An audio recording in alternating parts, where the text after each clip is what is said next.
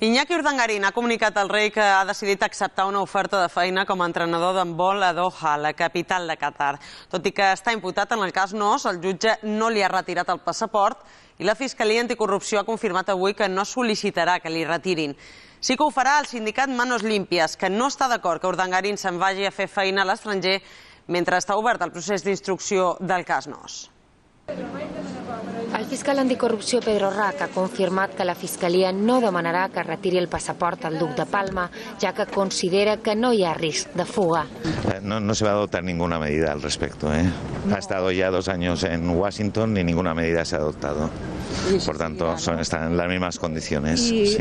Rac ha fet aquestes declaracions després que avui matí s'hagi fet públic que Iñaki Urdangarín ha comunicat al rei que té intenció d'anar-se'n a Doha, a la capital de Qatar, per treballar a la selecció d'handbol.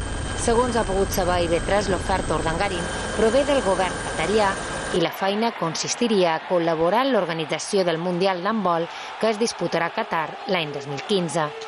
Tot i estar imputat en el cas Nos, a Urdangarín no li han retirat el passaport. Per tant, podria marxar a l'estranger mentre es desenvolupa el procés d'instrucció. ¿Puede viajar? ¿Tiene pasaporte? Me consta que sí. Con su situación de imputado podría salir del país y vivir en el extranjero. Sí. Estuvo viviendo en Estados Unidos mucho tiempo.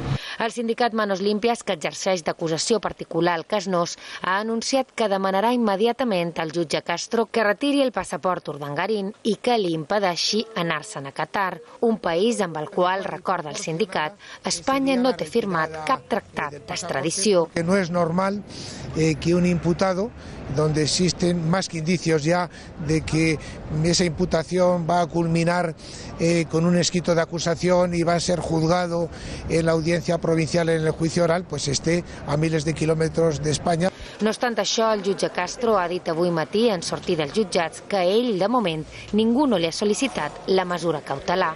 ¿Pedirá alguna medida cautelar si Urdangarín se va a Qatar?